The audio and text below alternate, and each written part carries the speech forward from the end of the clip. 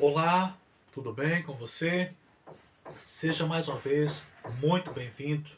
Você, para Deus e para mim, é muito especial, é muito importante.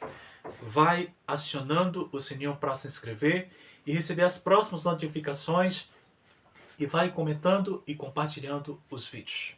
Vamos agora para o 24º round, mas antes vamos louvar. Nas mãos do oleiro me entrego inteiro pra ser um novo vaso. Nas mãos do oleiro sou restaurado pra ser um novo vaso.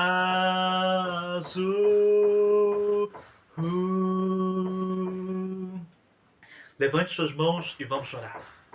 Senhor Jesus, te agradeço por todas as bênçãos recebidas de Ti, na minha vida e na vida dos meus ouvintes.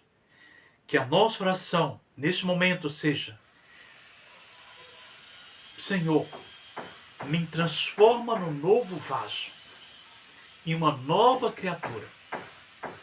Me ajude, Senhor, a ter uma nova experiência de transformação contigo. Perdoa os pecados, nos abençoe, nos torna bem-aventurados e nos dê a tua paz, em nome de Jesus. Amém. Glória, glória, glória, glória, glória a Deus. Então, meus amigos, o tema de hoje é um tema super importante. É possível sermos perfeitos? É possível sermos santos? Eis o desafio e eis a questão. Recentemente, vi no grupo da lição da escola sabatina as pessoas ali estudando e surgiu a questão de ser perfeito, ser justo. E um irmão diz um verso que está na Bíblia: não há um justo sequer. O pastor também diz que só seremos perfeitos na nova terra.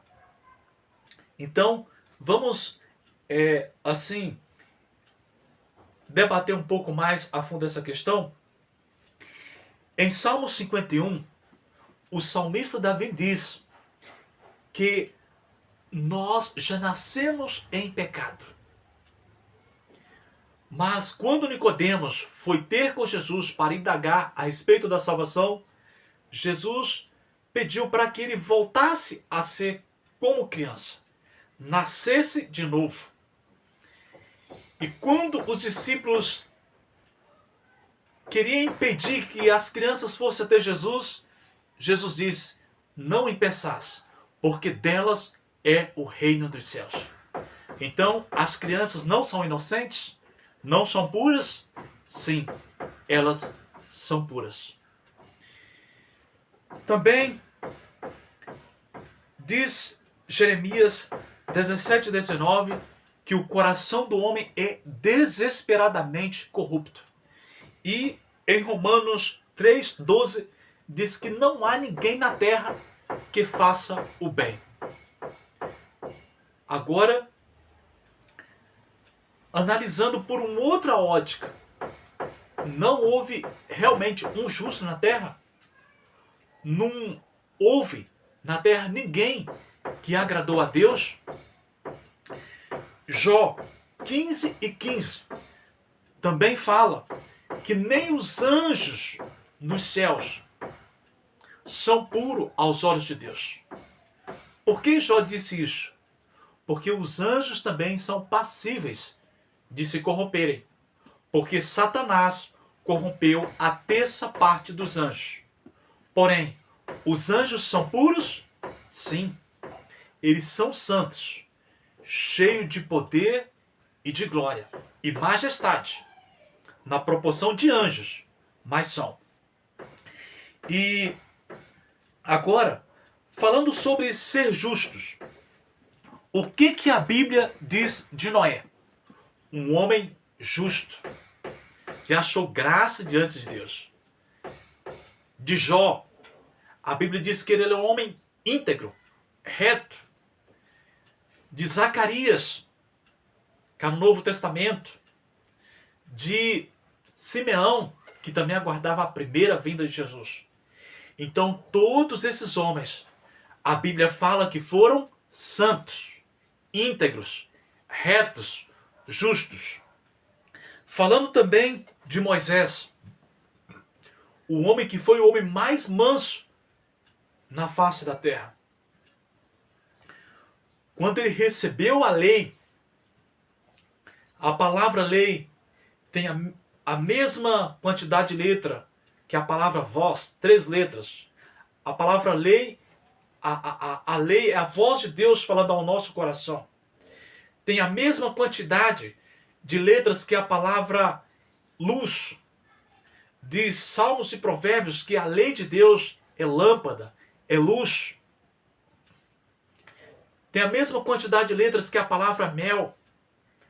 Mel representa vida, medicina para o corpo, força, vigor. E a lei é comparada à voz de Deus falando a nós, é comparado o mel que nos fortalece, que nos vivifica, e é comparado à luz. E foi exatamente essa luz que penetrou no coração de Moisés, que irradiou pelo seu semblante e fez com que o seu rosto resplandecesse.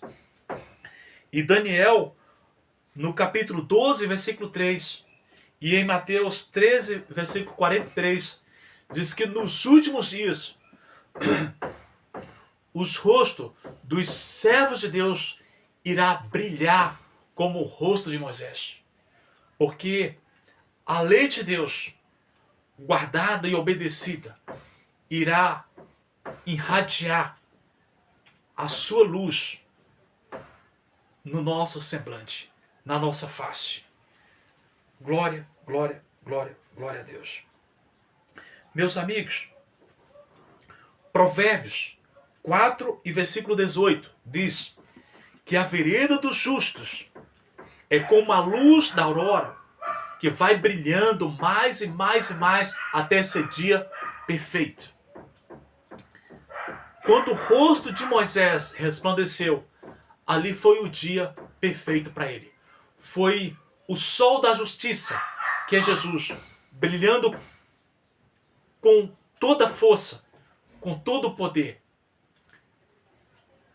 na sua face, irradiando na sua face.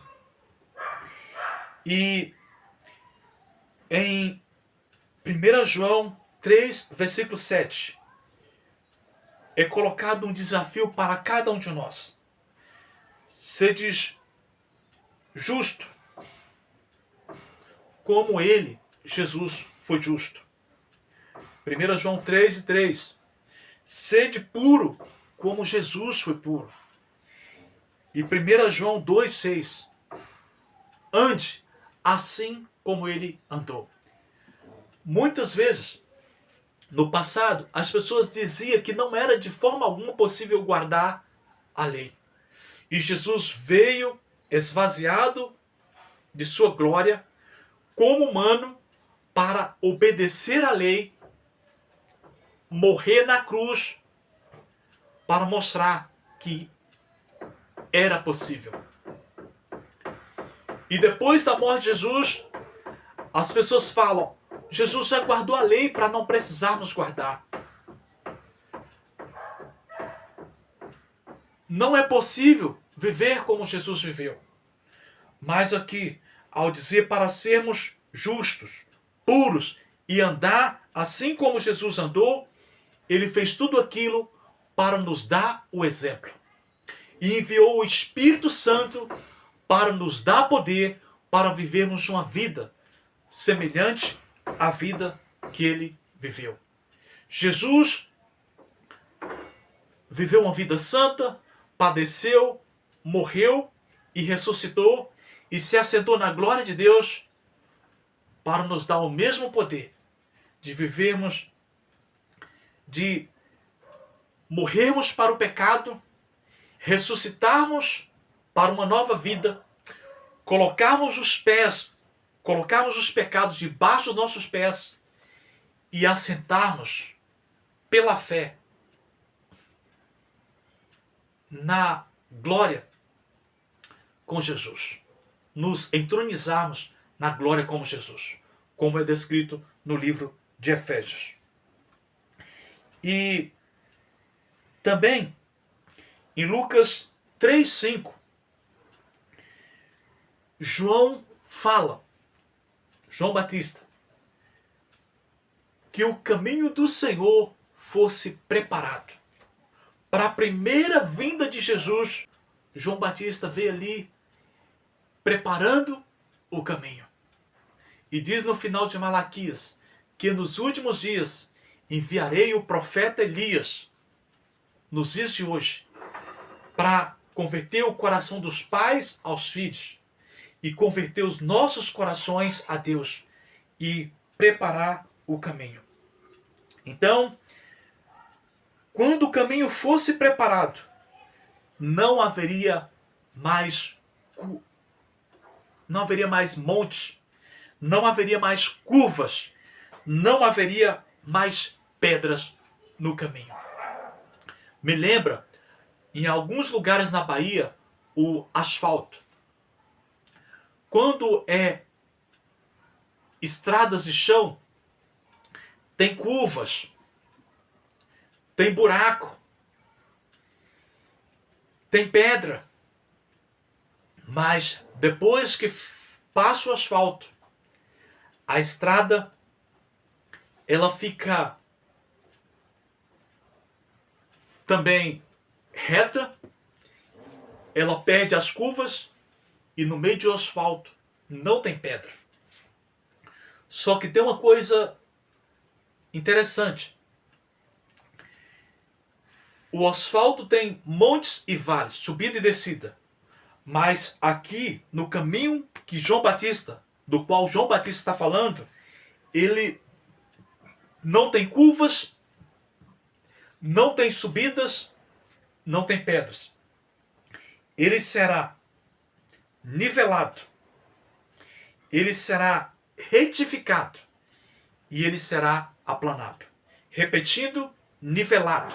Ele irá ficar no nível, ele ficará reto e ele ficará todo aplanado. Não será um caminho tenebroso. Esse caminho aqui representa as nossas vidas. Jesus disse: eu sou o caminho. Nós também seremos de alguma forma o caminho para outros seguir. Porque assim como ele diz também, eu sou a luz, ele diz, vós sois a luz.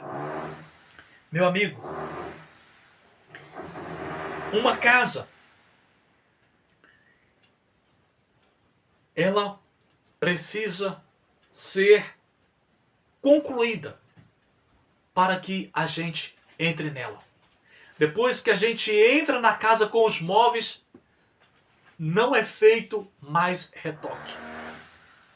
Assim é o templo do Espírito Santo, nosso coração, a nossa vida. Na volta de Jesus, a nossa casa espiritual precisa estar pronta, porque não será feito retoques. Jesus diz que nós somos casas espirituais. Jesus diz que nós somos a carta escrita por Deus, a qual os homens leem, e Deus está escrevendo a sua lei hoje na nossa mente e no nosso coração, implantando o seu caráter na nossa vida. E quando essa carta fica pronta, envelopada, selada, e ela chega no destinatário, nenhum acréscimo é feito. A carta chega no destinatário pronta, sem necessidade de qualquer alteração. Assim será na volta de Jesus. Falando da noiva, aqui em Efésios 5, 26 e 27. Aqui, a mulher e o marido. O marido aqui representa Cristo e a mulher, a igreja, a noiva do Cordeiro. Aqui fala que o marido está preparando a mulher para encontrar com Cristo. E aqui diz, para que santificasse, tendo purificado por meio da lavagem pela palavra. No Apocalipse você vai encontrar várias vezes falando sobre as vestiduras. O cristão e as suas vestiduras. Esses que vêm da grande tribulação lavaram as suas vestes no sangue do Cordeiro. Ou seja, eles não estão aqui diante de Deus, eles não veio para o céu para lavar as suas vestes.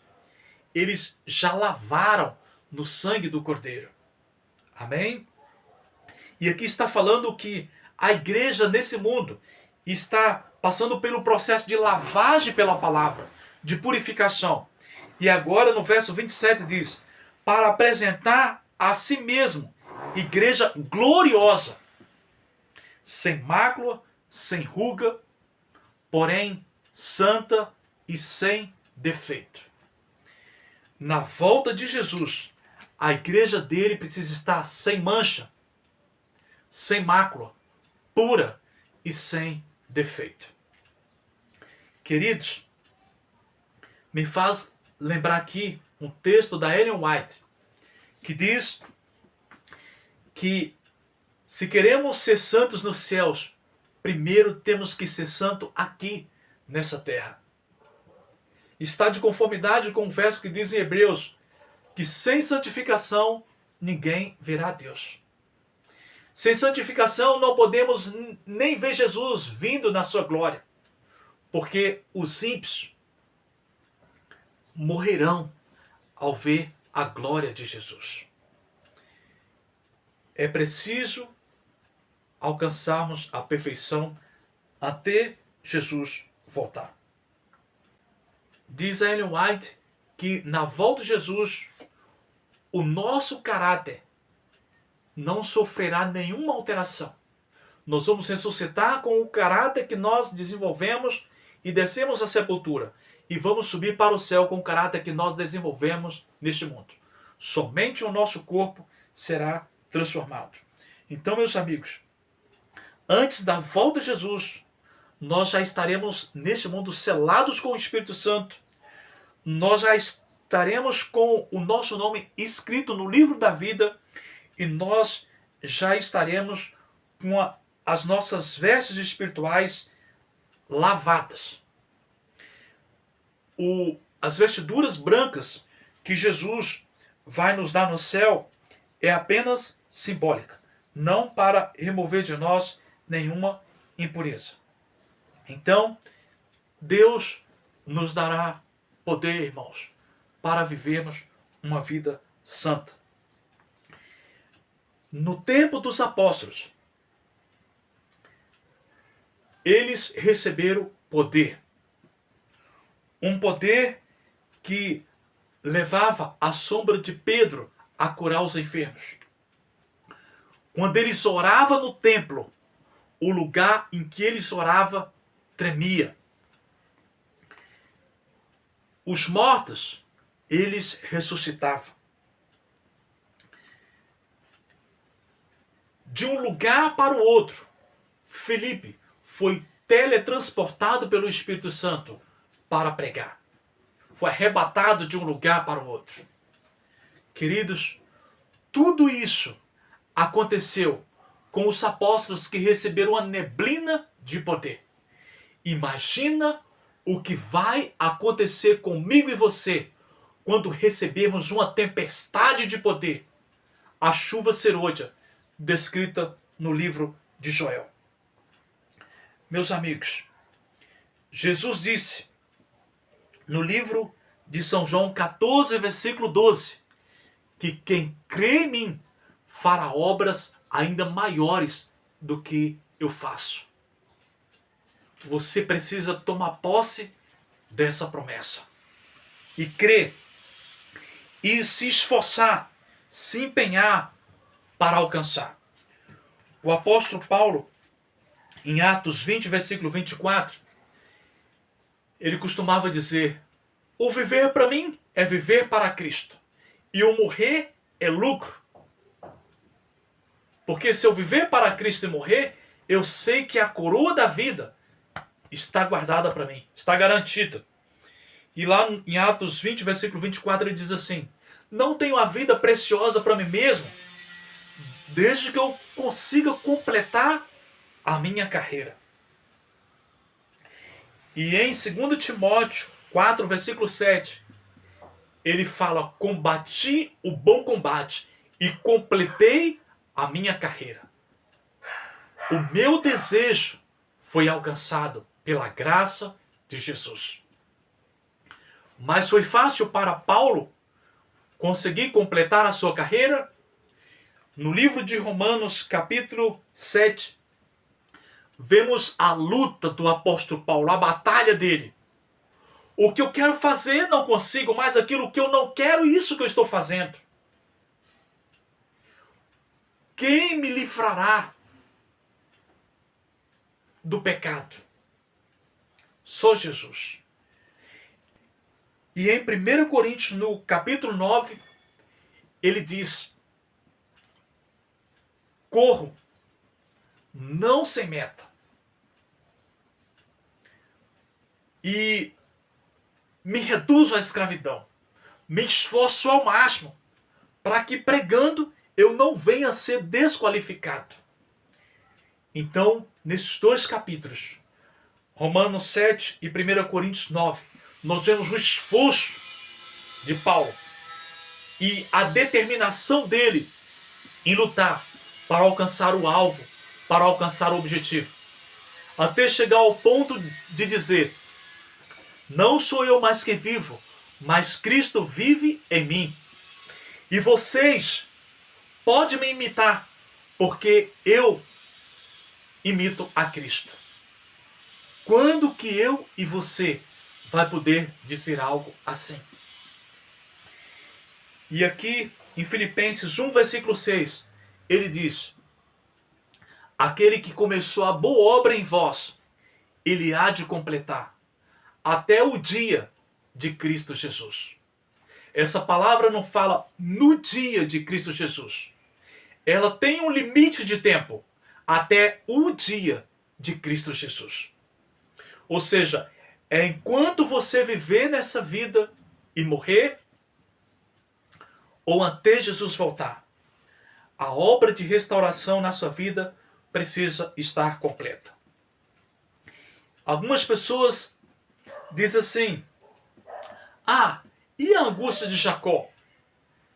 Não é porque ele vai estar, o cristão vai estar em pecado um pouco antes da volta de Jesus? Não é porque ele ainda não conseguiu vencer os pecados? E a angústia de Jacó descrita por Ellen White? Queridos, Jacó, ele recebeu a chuva temporã quando seu pai, uma autoridade humana, o abençoou.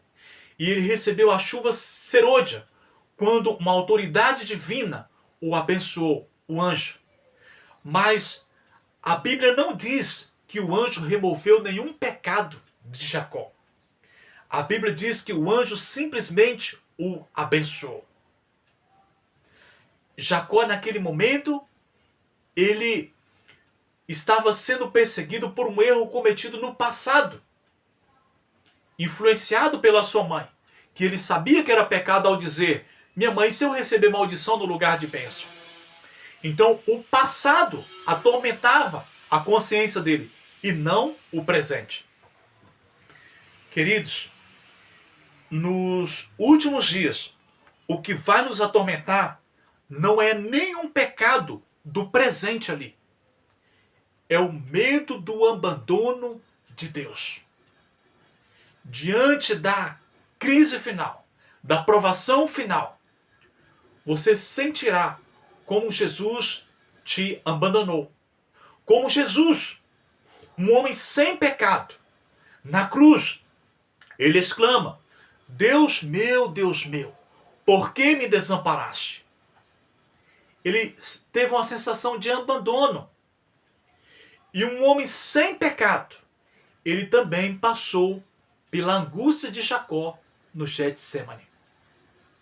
Não será pecados no presente que irá nos fazer sentir separados de Deus, abandonados por Deus na crise final, na angústia de Jacó.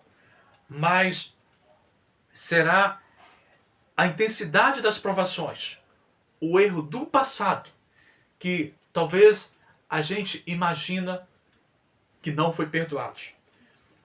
Mas, queridos, sem fé é impossível agradar a Deus. E quem disse que a gente não precisa se esforçar para alcançar a salvação? Muitos dizem que porque a salvação é pela graça, não precisa se esforçar, não precisa obedecer. Mas Paulo, em Romanos 7 e 1 Coríntios 9, a gente vê ele se esforçando ao máximo, prosseguindo para o alvo, rompendo os embaraços. Que Deus abençoe a mim e a você, que nós possamos romper os embaraços, romper as cadeias que nos prendem nesse mundo e procurar a viver uma vida justa, uma vida santa, uma vida piedosa, uma vida pura, uma vida semelhante à vida que Jesus viveu. Que o Senhor fortalece a minha e a sua fé, nos reveste de sua armadura, nos purifica com o seu sangue, coloque sobre nós a unção do seu Espírito e a sua graça, para que possamos viver como Jesus viveu e tomar posse da promessa: quem crê em mim fará obra ainda maiores do que a que eu fiz. Como iremos fazer obras ainda maiores do que a que Jesus fez? E não venceremos o pecado? Não é possível vencer o pecado? O apóstolo Paulo venceu. Creia você também e tome posse. Porque a obra que Jesus começou na vida do apóstolo Paulo, ele completou e completará na sua também, se você se esforçar e buscar a Deus com fé. Vamos orar?